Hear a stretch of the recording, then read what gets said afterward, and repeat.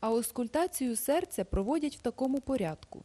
Спочатку вислуховують мітральний клапан над верхівкою серця. Перша точка. Далі клапан аорти у другому міжребер'ї справа від груднини. Друга точка.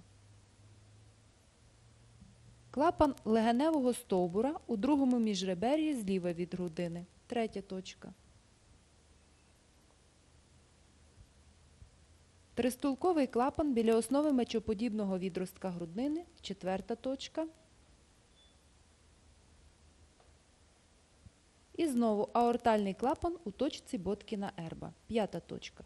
При виявленні яких-небудь змін у цих точках потрібно ретельно вислухати усю ділянку серця.